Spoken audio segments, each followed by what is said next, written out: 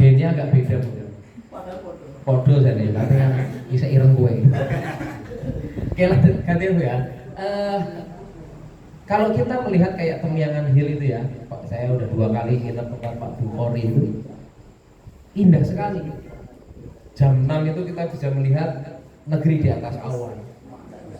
Bayangin ya, negeri di atas awan, kita naik bukit dan orang dari mana-mana itu datang sebenarnya.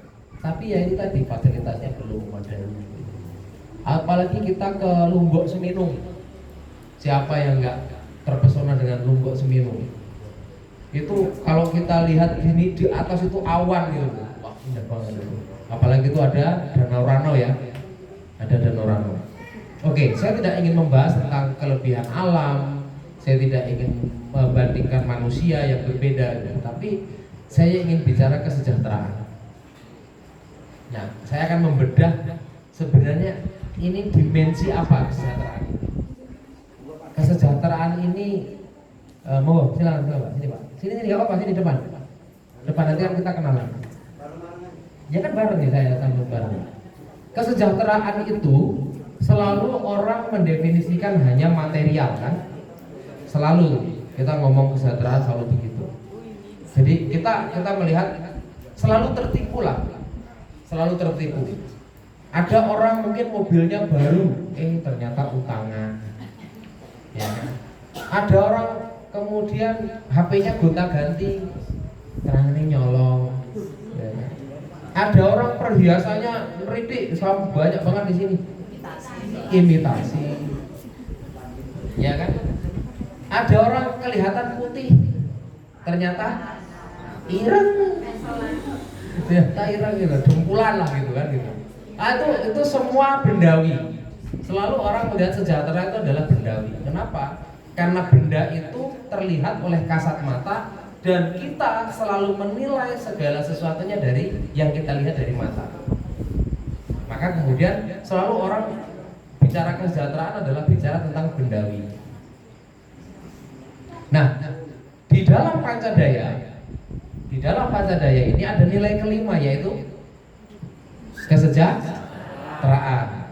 Pertama adalah pengetahuan. Yang kita tahu dengan pengetahuan kemudian kita jadi tahu, jadi sadar, jadi peduli, ya kan? Jadi orang yang frekuensinya sama, ya kan? Jika frekuensi sama tak perlu banyak kata. Itu kan orang-orang yang pengetahuannya sama. Tapi nek pengetahuannya nggak sama, susah, mesti gitu kan? Kata yang pertama adalah susah, sulit, ya kan? Angel, ya kan? Duit bisa digoleki, tapi angel, ya kan? Terus kemudian ruwet, ya kan? Kalau udah ruwet itu ya angel gitu, ruwet, angel, sulit dan sebagainya. Pergerakan, pengetahuan aja nggak tersampaikan, nggak rutin, kok kita ngajak bergerak kan nggak mungkin. Maka fase pengetahuan itu fase yang tidak boleh berhenti. Mau besok kiamat, malam ini harus pesantren wirausaha. Keren nggak ya? Mau besok dino Kemis jam 09.00 itu kiamat, maka malam Kamis ini kita harus pesantren. Itu kalau orang melihat fase pengetahuan adalah fase yang wajib. Tapi biasanya orang itu kufur setelah datangnya pengetahuan, yaitu orang-orang yang tidak menggunakan pengetahuannya untuk menolong orang lain, untuk kebaikan orang lain.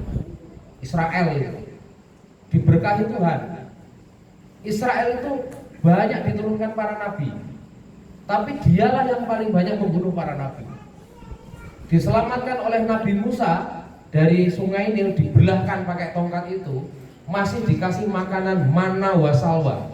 Diangkat gunung Tursina, dikasih makanan mana wasalwa. Jadi sejenis burung dan madu yang langsung turun dari langit. Burung eneng sejarah manusia itu digitukan. Bahkan Nabi Isa, itu nabinya ya masih keturunan Israel, itu bisa menghidangkan makanan, bisa melihat orang dari balik tembok. Ini jaka dikai gambaran iso delok wong balik tembok, bendino ngintipi wong adus. Ini jaka, Nabi bisa ya ora, kan gitu.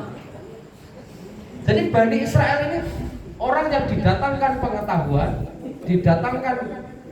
Tahu Albert Einstein? Itu Israel yang bikin bom, yang kemudian bom itu bumi hanguskan Hiroshima Nagasaki sampai negara kita merdeka. Nek enggak anak Hiroshima Nagasaki, Jepang kan enggak bertekuk lutut sama sekutu. Akhirnya kita merdeka. Ya kita proklamasi lah, belum merdeka, kita proklamasi. Habis itu kita kan agresi militer 12 sampai 49, 45 proklamasi, tapi perjuangannya masih tetap perang-perang sampai 49 agresi militer Belanda 2. Yang ketiga adalah pengorbanan. Orang kalau udah berani berkorban itu pasti orang yang cukup pengetahuannya, kemudian cukup pergerakannya. Karena kepentok idenya mau kemana, minta bantuan sama siapa, minta bantuan sama Nabi Musa enggak enak meneh, ketemu Nabi Isa enggak enak meneh, arak nemoni Nabi Sulaiman orang mungkin, ya kan? Maka fase pengorbanan inilah yang dihadirkan, dan Rasulullah itu juga Nabi yang tidak diberikan mukjizat aneh-aneh. Ketika Nabi Ibrahim umpan dibakar, Nabi Muhammad enggak. Waktu perang Badar, bahkan pelipisnya itu sobek, bahkan kakinya itu terkilir berdarah dan sebagainya. Dilempar batu di Thaif berdarah. Jadi kalau dibandingkan dengan nabi-nabi lain, Nabi Muhammad itu memang enggak paling sakti. Enggak enak kesaktian sih.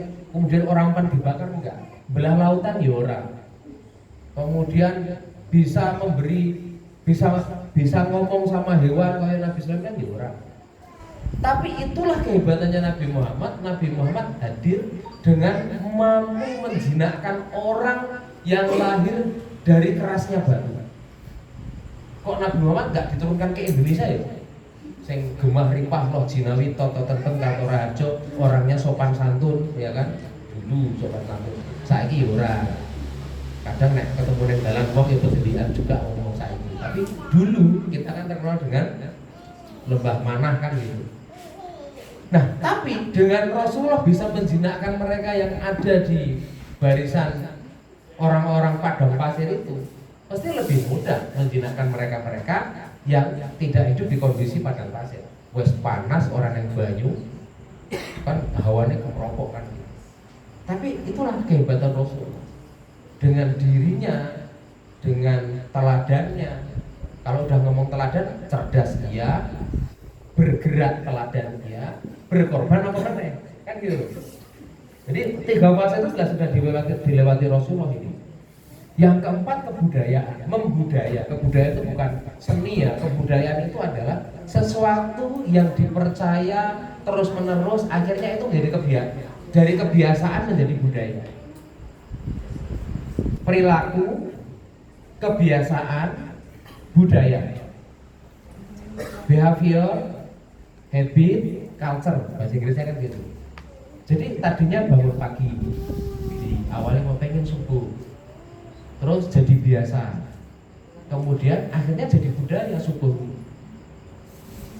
Dulu bapak saya itu tadi, kalau bapak saya pagi itu berangkat subuh ngetok pintu kamar saya. Wahai anakku, apa yang engkau sembah setelah aku mati? Sampai apa jaga? Karena waktu kuliah tak ceritani ngono. Kowe subuhmu jam piro, Cek? Jam 7, Pak. Kuwi jenenge duha. Di subuh jam 7. Tapi itu karena faktor budaya, faktor kebiasaan. Perilaku biasa jadi budaya. Nah, terakhir ini yang akan kita kupas, apa sih kesejahteraan?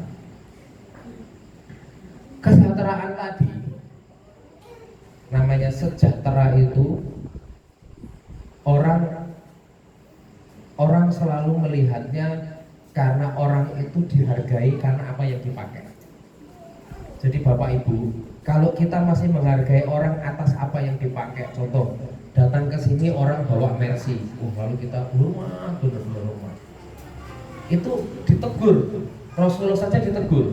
Ibnu Ummi Maktum itu datang kondisi buta mau masuk Islam, ada 4 pembesar Quraisy yang sedang diajak ngobrol oleh Rasulullah supaya masuk Islam.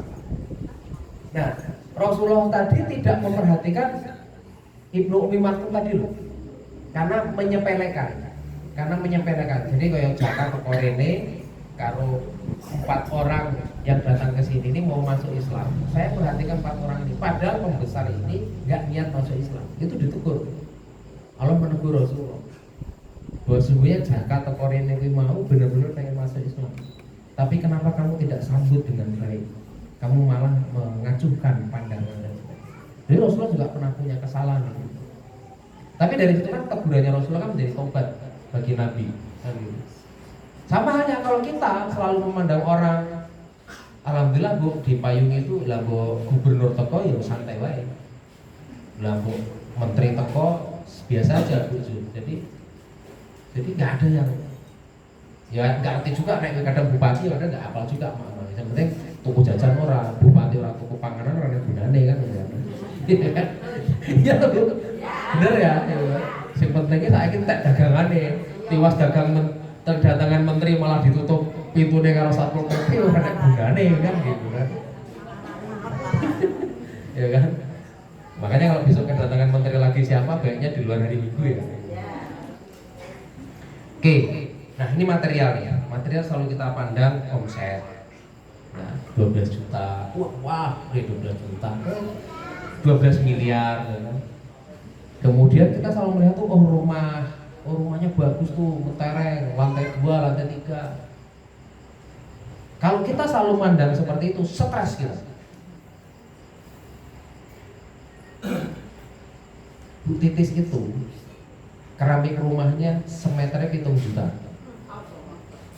Total rumah yang dibangun baru itu 1,8 M. Ngeduk kene tok, biayanya 3 juta. Ngeduk kene tok, biayanya 3 juta. Stres ya. Kamar tidur itu di Bandar Lampung nggak kepake, aku delok dhewe 170 juta. Sofa, spring bed 170 juta nek cara aku. Ki ora tinggu. Stres nggak ya? Sedangkan saya ngeramik belakangnya bertek 4 juta. Stres nggak? Pokoknya semeter 7 juta. Itu kalau kita selalu membandingkan harta stres kita. Saya nggak tahu kalau Pak Wawan kan jarang saya tahu. Tapi kita lihat jero-jerone ini kita masuk. Waktu ngambil seng bekas ke sana, rumah HP dihajar di lantai 3. Aduh, kayak ini Mas Farhan. Ya Pak Wawan ya, ngapain kita ngitung hartanya orang? Stres atau lah? Stres. Rumah, tanah, kendaraan, uang, perhiasan itu bisa dinilai hanya karena mata kita lah yang selalu dibukalah mata kita itu, sehingga kita tidak menggunakan mata pikir dan mata batin. Nanti kita bahas lagi. Sejahtera itu tidak hanya dimensi material. Oke.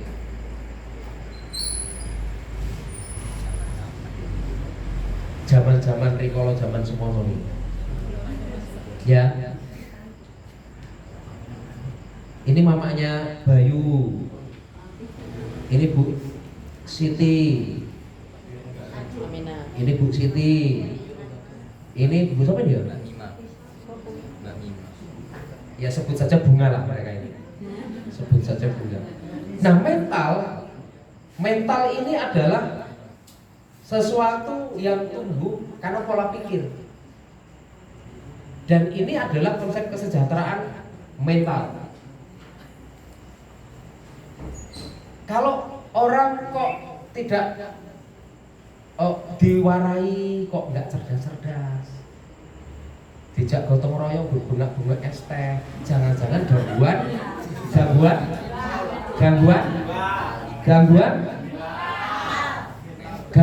mental.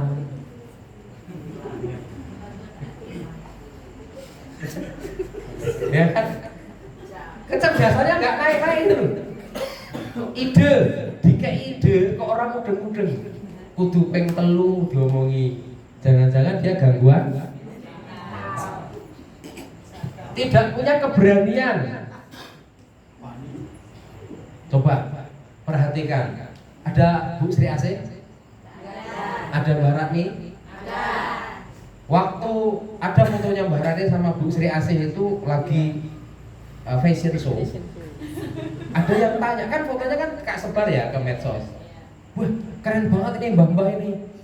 Inilah mentalnya payungi yang tidak ada di kampung-kampung lainnya.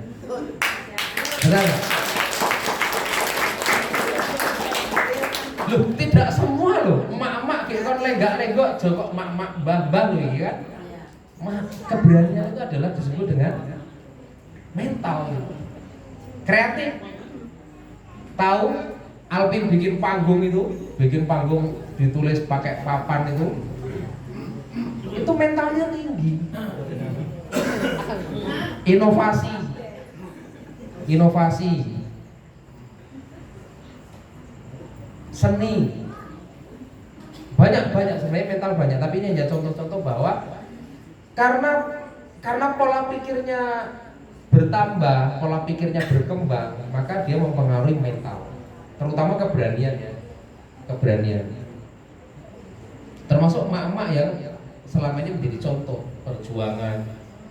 Dulu Bu, ini kan kita nggak punya duit ceritanya, maka kita dulu bangkunya pakai bambu kayak gini. Jadi jangan lihat payungnya 5 tahun, tadi kan tak ajak keliling ya, Ibu dari Bandung Barat.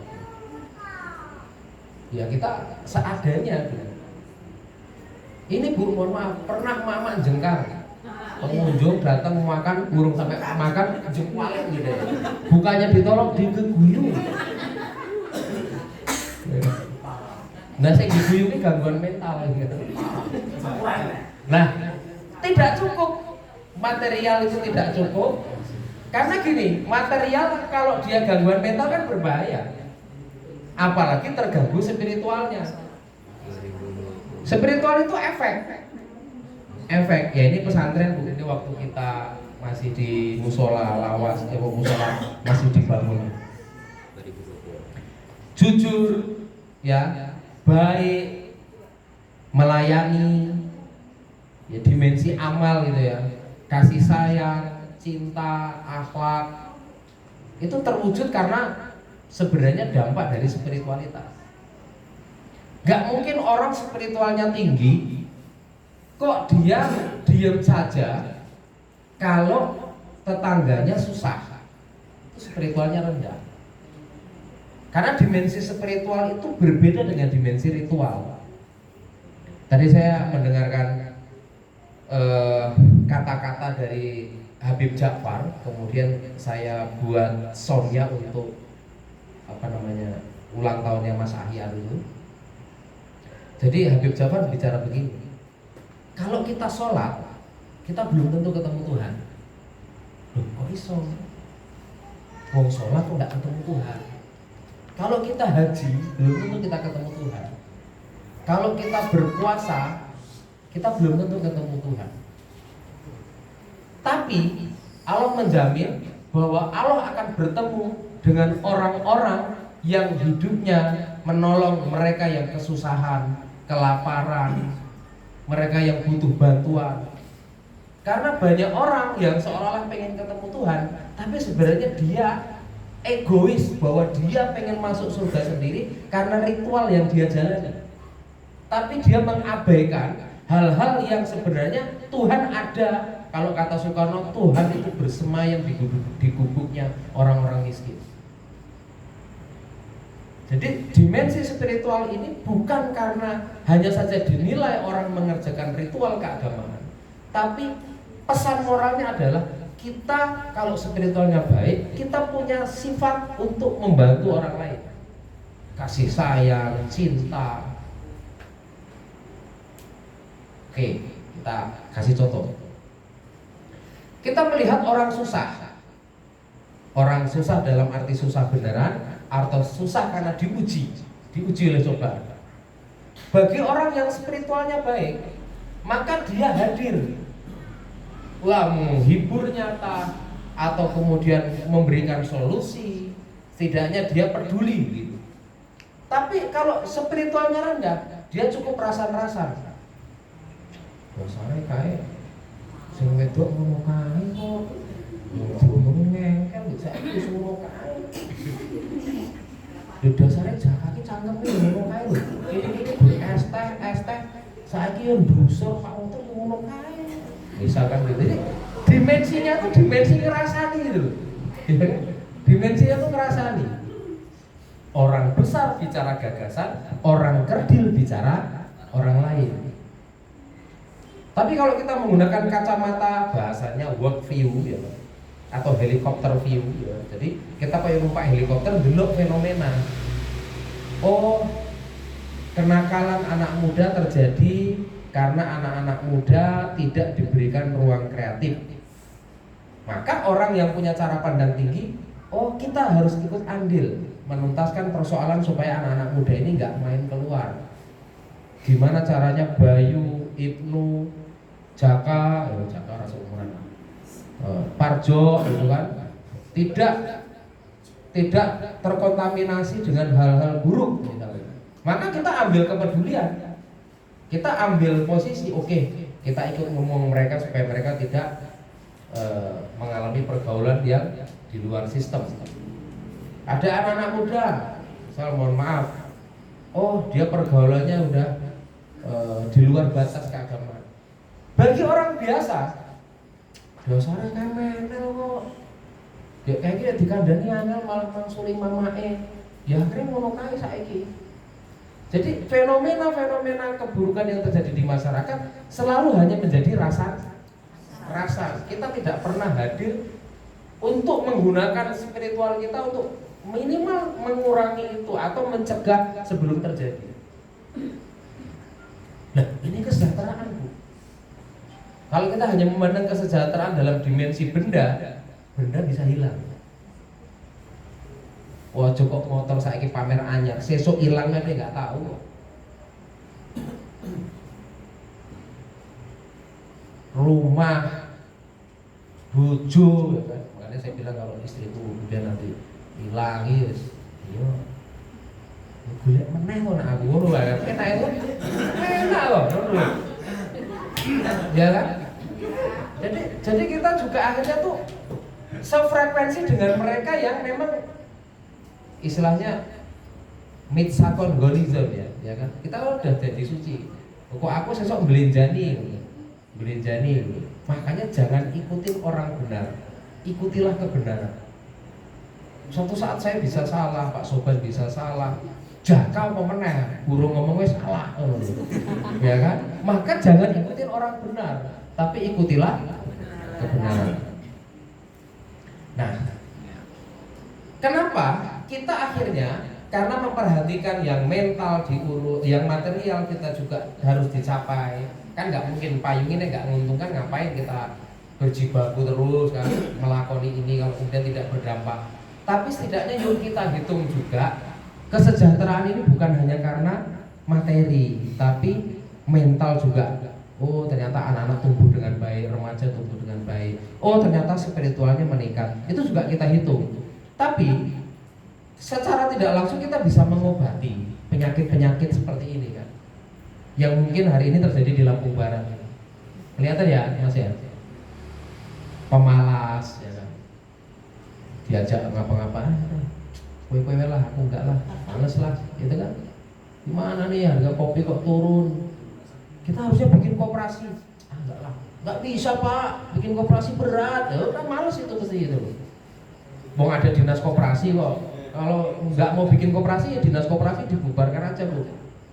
Ya kan? Ini kebetulan dari dinas koperasi Bapak Ibu ini. Kemudian oportunis. Oportunis itu ya nek untung gelem, nek rugi gak. Yang ketiga pengecut. Nah itu tadi karena faktor tidak punya mental, ada masalah apa-apa nggak berani menghadapi. Pak polisi datang nggak berani menghadapi. Ada masalah apapun dia milih nyemput kue. Itu menunjukkan popi PA ini. Ini musuh pemberdayaan. Popi PA. Ya emang nek wong ini PA wong ini. Individualis. Yang penting aku tok, kowe menolak. Provokatif, yang repot, pinter provokatif. Tapi kok payungnya paling bertelung bulan bubar. Kan provokatif, ini bahaya, pinter tapi provokatif. Egois, mau menang sendiri. Kudu, wah, repot ini. Apatis itu nggak mau tahu. Culas apa? Licik. Ini berbahaya karena ini wong pinter iki wong mentalnya gede, iki provokatif karo celasi mentalnya gede, tapi spiritualnya rendah. Gendrale kok sugih, berbahaya. Sugih, spiritualnya rendah, tapi mentalnya gede, ya ini bisa provokatif dan culas. Nek iso nek mending yo enggak duwe enggak apa-apa, tapi spiritualnya bagus. Pasti enak, dipandang tetangganya ya enak, dijak ya oke gitu.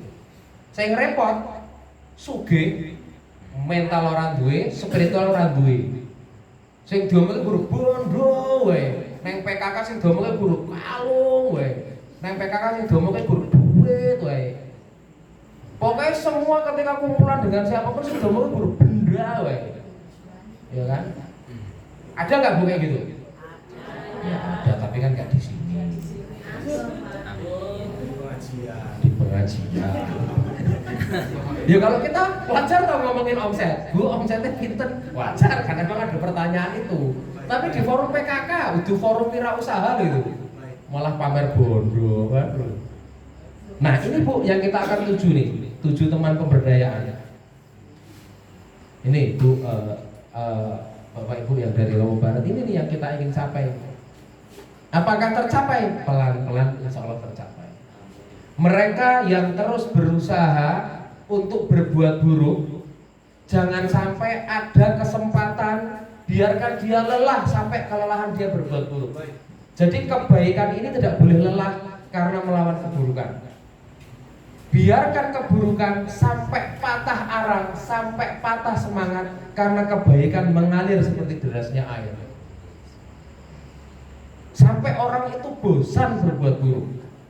Akhirnya yang terjadi adalah orang saking jembarnya, sabarnya. Oke, sabar itu tidak ada batasnya.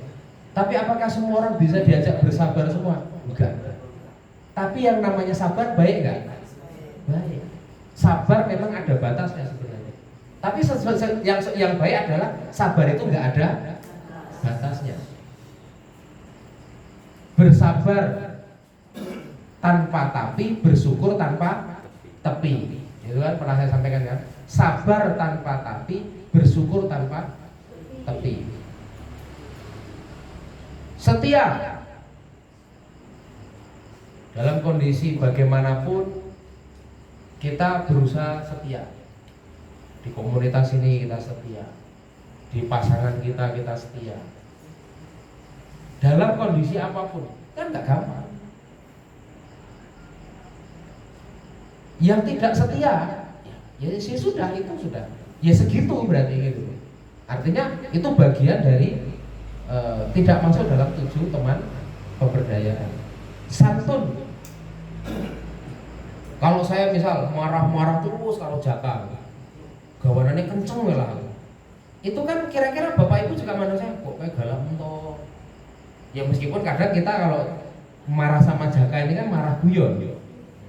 Enggak, saya kalau marah tuh enggak kok serius sebenarnya kalau Jaka ini. Saya tahu bahwa Jaka arak ngomongku ya ngerti aku. Ini orang yang Jaka ya ora rame. Wong nek orang yang Jaka itu goleki kok. Iya tak? Iya kalau gak ada Jaka tuh kita cari Jaka loh. Jangan lagi yo. Langsung ngomando aku sik ngarit. Pamer yo ngono kan lah. Wajahe ketok. Solid ya, solid. Solid. Solid. Wan Maharani di plaza yang mana ya? Solid kan solid kan ya. Solid itu apa ya? Ada masalah dia tetap solid, tetap semangat, tetap hujan tuh solid loh kita. Sudah mengalami solid kita. Hujan ini nangis bareng. Itu solid. Dalam kesedihan pun kita harus solid, senang pun solid. Smart, pinter, cerdas tadi. Strong apa? Kuat. Strong. Skill. Kemampuannya itu meningkat, skillnya meningkat. Tadinya tidak bisa menggunakan Facebook, bisa menggunakan Facebook. Tadinya nggak bisa Instagram, bisa Instagram. Terakhir ini, batas pikiranmu adalah batas capaianmu. selalu saya sampaikan berulang-ulang. Kita tidak menyangka bahwa dari musola kecil ini kita kemudian bisa mencapai sejauh ini. Terus dari tamu, Bapak Ibu ya, tamu yang udah datang nemenin saya, ya kayak hari ini, ternyata Bapak Ibu tak minta nginep, ternyata mau ke Bandar Lampung, nggak apa-apa, saya juga ikhlas kok. Ikhlas nggak apa-apa, ikhlas saya, nggak masalah. Tapi pikir saya, kita itu kan udah jadi saudara. Kita berbincang seperti ini. Saya bisa aja loh, ibu itu ngabarin saya, enggak Bu, saya sibuk. Bisa aja saya, bisa aja saya gitu. Tapi spiritual saya rendah. Orang jauh-jauh melakukan perjalanan berapa jam tadi Bu? 6 jam tuh. Ya aku kabur lu mau, nggak bisa. Batas pikiranmu adalah batas capaianmu. Kalau kita membatasi pikiran kita segitu, capaian kita akan segitu. Kalau kita membatasi pikiran kita segini, ya capaian kita segini aja.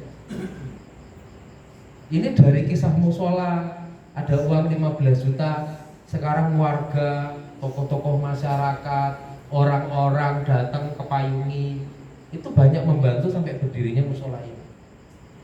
Artinya untuk menghadirkan kebaikan segini banyaknya, maka banyak orang berpikir ini belum jadi loh, ini lantai 2 nya ya saya mau kaya. Ini padahal udah habis 1,5 miliar lebih. Tapi yakinlah, nek bangun ngene iki iso gedelok moto. Dan yang nolong tuh Allah jelas. Orang tuh kadang arek rebutan mau bantu. Aku mau nyumbang keramik. Aku nyumbang granitnya di Imaman ya.